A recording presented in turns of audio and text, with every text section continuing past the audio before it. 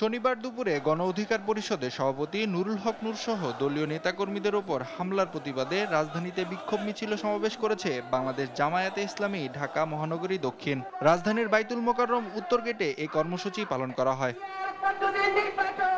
এ সময় জামাতে ইসলামী সহকারী secretary general AHM Hamidur Rahman Azad বলেন, স্বৈরাচার ও স্বৈরাচারের দোসররা একই অপরাধে অপরাধী। আওয়ামী লীগের অবৈধ নির্বাচনকে বৈধতা দিয়েছে জাতীয় পার্টি, অবিলম্বে জাতীয় পার্টিকে নিষিদ্ধ করতে হবে। দীর্ঘদিন দুঃশাসন চাপিয়ে দিয়েছিল জনগণের উপর, আন্দোলন সংগ্রামের মাধ্যমে তাদেরকে বিতাড়িত করে বিচারের কাঠগড়ায় দাঁড় করিয়েছে।